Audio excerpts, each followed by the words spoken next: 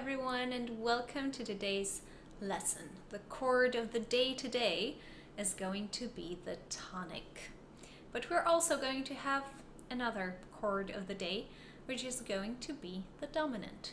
The tonic and the dominant, chord 1 and chord 5, which you have learned a little bit about already. Let's start with the tonic. So the tonic, we label it with the Roman numeral 1. And the 3 degrees of the scale that the tonic is made of are 1, 3, and 5. Take a look at these examples of the tonic in a major key and in a minor key. The tonic begins and ends musical stories. The tonic functions like a harmonic home because it is a place from which we depart and to which we always go back to. And the tonic is also a chord that resolves the harmonic tension the best. Now let's take a look at the dominant. We mark it, we label it with the Roman numeral 5. And the 3 degrees of the scale that the dominant is made of are 5, 7, and 2. Take a look at the examples of the dominant in the major and in a minor key. And pay attention to the fact that in a minor key, when we have the dominant, we have to raise the third of the dominant 1/2 step up, so that this third forms the leading tone. So here's the thing about the tonic and the dominant. The tonic likes to be followed by the dominant, and the dominant likes to be followed again by the tonic.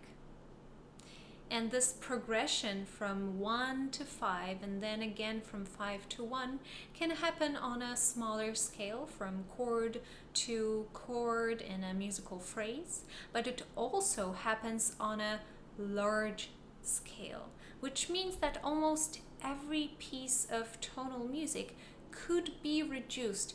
No matter how long and grand it is, it could be reduced to this basic progression, 1, 5, and 1.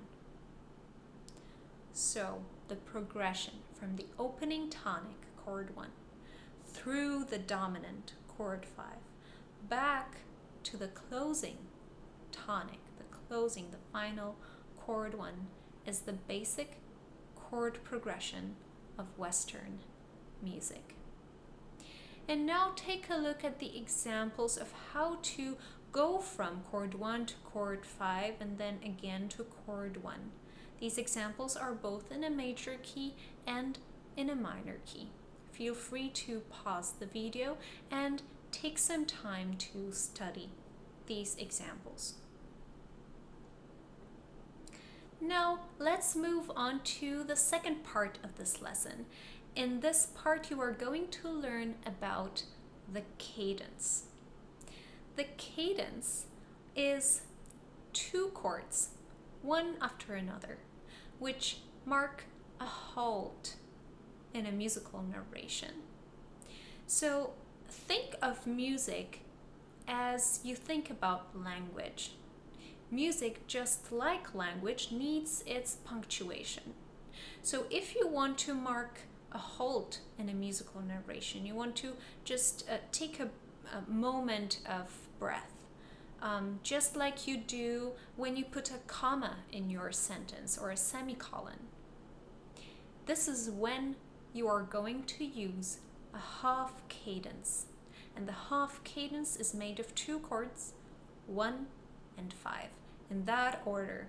First chord 1 and then chord 5. And when you want to mark an ending of a complete statement. Just like when you put a full stop at the end of a sentence in your writing or in speech, this is when you are going to use an authentic cadence. And the authentic cadence is made of two chords, chord 5 and chord 1. Chord 5 and 1 in just that order. First chord 5, the dominant, and then chord 1, the tonic.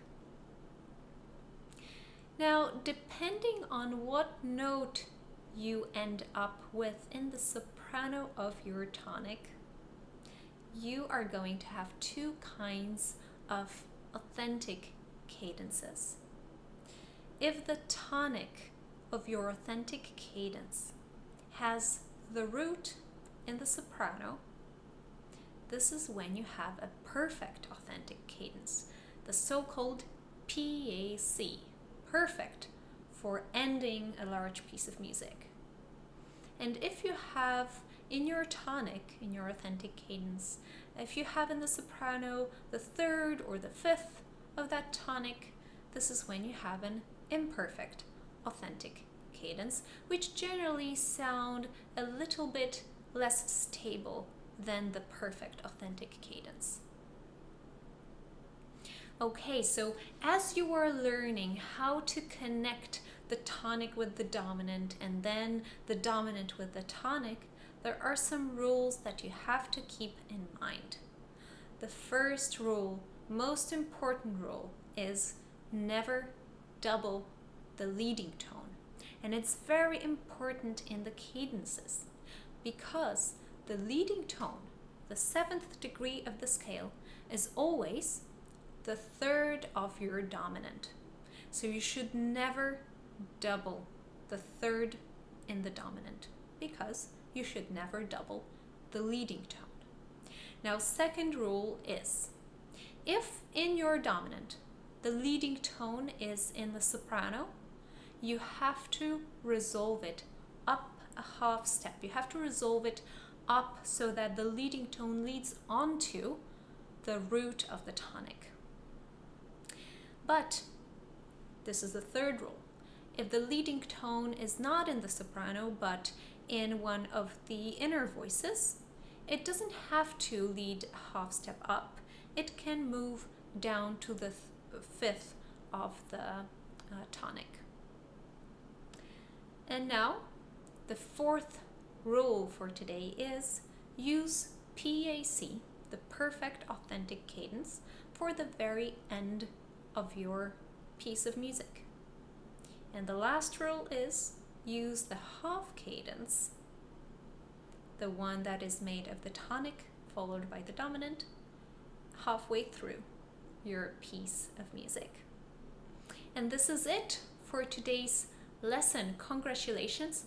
Don't forget to move on to the next parts of the lesson in which you will be able to practice and explore your knowledge on the tonic and the dominant.